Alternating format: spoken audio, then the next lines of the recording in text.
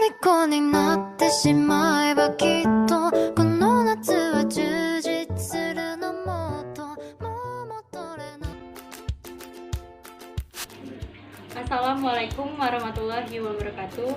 Saya Hana Nadia, mahasiswa dari Sekolah Tinggi Ilmu Farmasi Bakti Pertiwi. Di sini saya akan membahas tentang video pembelajaran mengenai 3 hal. Yang pertama itu analgetik, yang kedua anti Parkinson, dan yang ketiga sedatif hipnotik. Yang pertama, di sini saya akan menjelaskan tentang analgetik. Analgetik adalah senyawa yang mampu meringankan dan menekan rasa nyeri melalui penghambatan respon terhadap stimulus nyeri pada reseptor opiat. Reseptor lain yang terlibat dalam pemrosesan nyeri dan melalui penghambatan pembentukan prostaglandin. Golongan analgetik terbagi menjadi 2. Yang pertama, golongan opiat, dan yang kedua, golongan non-opiat. Di sini golongan non-opiat terbagi menjadi 5 bagian. Yang pertama, golongan AIN, yang kedua, golongan relaksan otot, yang ketiga, golongan antidepresan, yang keempat, golongan NMDA antagonis, dan yang terakhir, golongan tipe konsultan. Di sini saya akan menjelaskan tentang analgetik opiat. Analgetik opiat bekerja dengan mengaktifasi reseptor opiat pada sistem saraf pusat untuk mengurangi rasa nyeri. Aktivasi dari obat tersebut diperantarai oleh reseptor MU yang dapat menghasilkan efek analgetik di sistem saraf pusat dan perifer. Analgetik opiat memiliki efek samping seperti depresi pernapasan, konstipasi atau sembelit, gangguan sistem saraf pusat, mual, dan muntah pada dosis awal. Interaksi obatnya meningkatkan efek depresan dengan obat depresan sistem saraf pusat lainnya seperti sedatif hipnotik. Yang kedua, mengurangi efek analgetik jika digunakan dengan bersamaan antagonis atau agonis analgetik opioid. Contoh sediaan ini metadon, fentanyl, kodein, dan morfin. Yang kedua, tentang analgetik non-opiat. Analgetik non-opiat juga disebut analgetik perifer. Mengapa? Karena tidak mempengaruhi susunan saraf pusat. Semua analgetik perifer memiliki khasiat sebagai antipiretik, yaitu menurunkan suhu badan pada saat demam. Di sini golongan non-opiat tadi terbagi menjadi 5. Yang pertama itu golongan AIN, bekerja dengan menghambat hormon pemicu peradangan yaitu hormon prostaglandin, memiliki efek samping masalah pencernaan seperti mual, muntah, konstipasi, diare, penurunan nafsu makan, ruam kulit, tekanan darah tinggi, perdarahan saluran cerna, gangguan hati, gangguan ginjal, dan gangguan jantung. Indikasi obatnya, penggunaan ibuprofen bersamaan dengan antikoagulan tipe kumarin akan meningkatkan resiko pendarahan. Contoh sediaan obat yang beredar di pasaran itu seperti ibuprofen, asam mefenamat, antalgin, natrium diklofenak, piroxicam, dan paracetamol. Selanjutnya yang kedua, golongan relaksan otot yang bekerja dengan memerintahkan otak untuk mengendorkan otot-otot yang bermasalah. Efek sampingnya itu lemas, mengantuk, insomnia, ruam kulit, gangguan pada lambung, gangguan buang air kecil. Indikasi obatnya, efek obat penurun jika diberikan bersamaan dengan anestesi, meningkatkan resiko hipotensi jika dikonsumsi dengan obat antihipertensi. Contoh obat yang beredar di pasaran itu seperti siklobenzaperin, yang kedua baclofen. Terus selanjutnya golongan antidepresan, bekerja dengan cara menyeimbangkan kandungan senyawa kimia dalam otak yang terlibat mempengaruhi suasana hati. Efek sampingnya itu mual, pusing, gemetar, berkeringat. Namun biasanya efek samping ini akan menghilang dengan sendirinya dalam waktu beberapa hari. Interaksi obat dari golongan ini meningkatkan resiko pendarahan jika digunakan dengan bersamaan obat golongan OAIN. Contoh obat yang beredar di pasaran itu amitriptyline, trazodone, duloxetine. Selanjutnya tentang golongan NMDA antagonis, bekerja dengan menghambat reseptor NMDA yang berperan peningkatan intensitas nyeri, pembentukan nyeri, neuropati, dan nyeri yang resistensi terhadap opiat. Memodulasi pemrosesan sensor nyeri di sistem saraf pusat. Efek sampingnya itu halusinasi, delusi paranoid, kebingungan, kesulitan berkonsentrasi. Indikasi obatnya, dapat memperlambat masa pemulihan jika digunakan dengan obat fenobarbital. Contoh sediaan obat yang beredar di pasaran: ketamin, memantin, dan dextrometorphan. Kemudian yang terakhir itu tipe konvulsan, memiliki mekanisme kerja yang dengan menghambat influx ion kalsium dan pelepasan neurotransmitter, eksitasi pada jalur pembentukan nyeri pada spinal dan supraspinal, menurunkan eksitabilitas saraf perifer yang teriritasi dan mengalami cedera. Efek sampingnya itu mual, muntah, anoreksia, gangguan pada kulit, ginjal, dan hati. Interaksi obat yang bermakna: hindari penggunaan bersamaan dengan alkohol, bioavailabilitas menurun dengan simetidin dan antasida. Contoh obat yang beredar di pasaran itu gabapentin, pregabalin, carbamazepin, dan lamotrigine. Kemudian pembahasan yang selanjutnya mengenai anti-Parkinson. Anti-Parkinson adalah penyakit saraf yang memburuk secara bertahap dan mempengaruhi bagian otak yang berfungsi mengkoordinasikan gerakan tubuh. Akibatnya, penderita kesulitan mengatur gerakan tubuhnya termasuk saat berbicara, berjalan, dan menulis. Golongan anti-Parkinson terbagi menjadi 5. Yang pertama itu levodopa, yang kedua agonis reseptor dopamin, yang ketiga inhibitor COMT, yang keempat inhibitor MAO, dan yang terakhir antimuskarinik. Di sini saya akan menjelaskan golongan-golongan dari anti-Parkinson. Yang pertama, levodopa. Levodopa mempunyai mekanisme kerja merupakan prekursor dopamin. Penggunaan obat levodopa akan meningkatkan kontrol otot dengan mengembalikan kadar dopamin dalam tubuh. Saat kadar dopamin mencukupi, pergerakan otot akan kembali normal. Efek samping yang terjadi: gelisah, kebingungan, kesulitan menelan, pusing, peningkatan produksi saliva pada mulut, merasa lemah, dan halusinasi.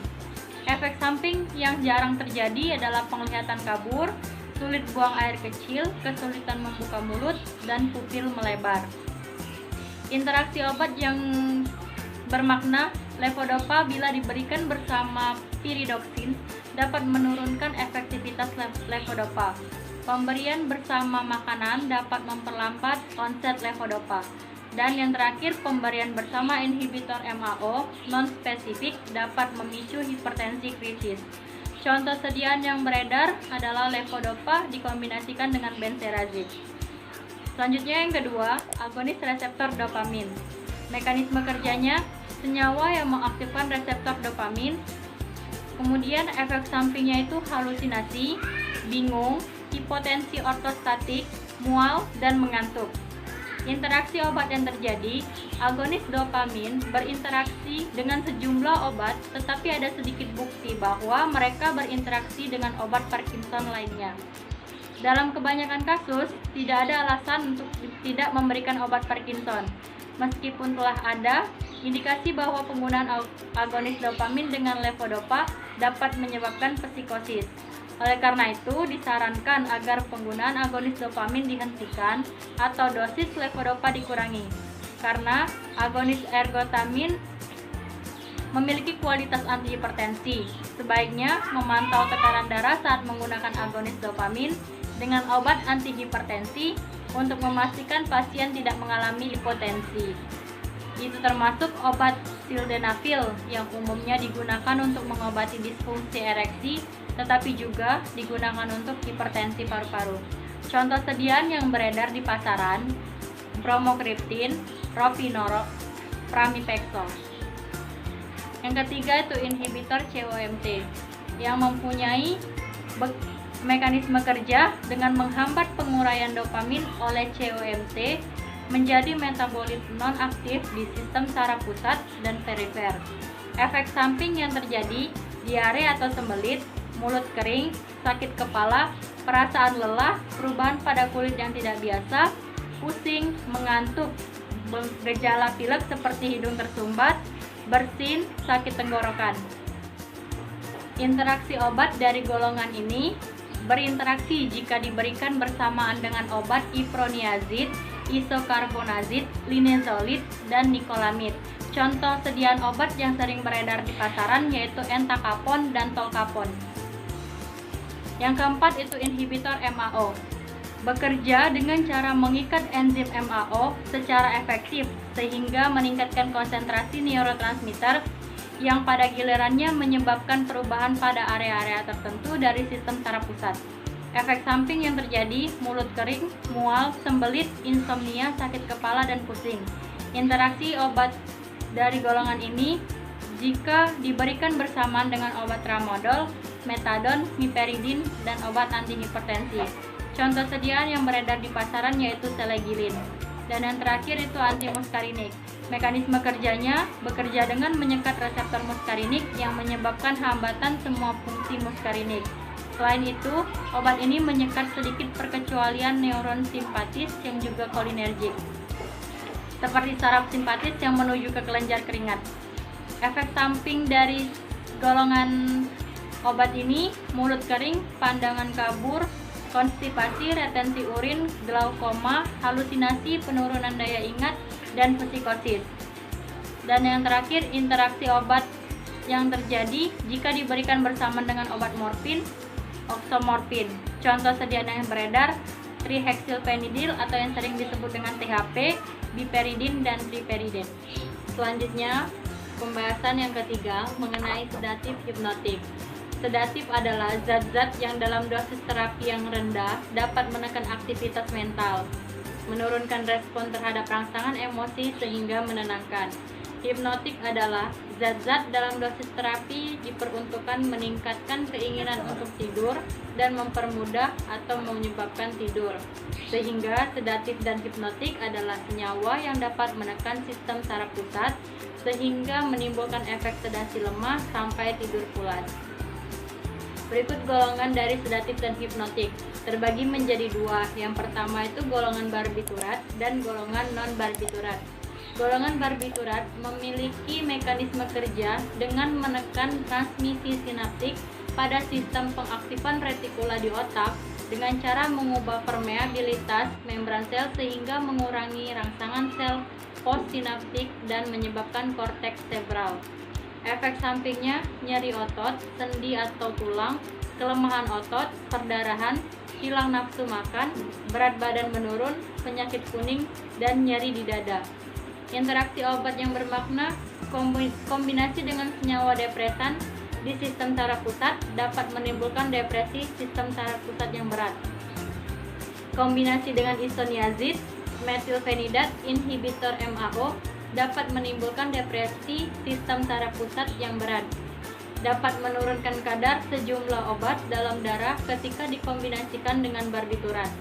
Contoh dari sediaan yang beredar yaitu fenobarbital, pentobarbital, secobarbital, amobarbital, dan alobarbital. Yang kedua itu golongan non-barbiturat.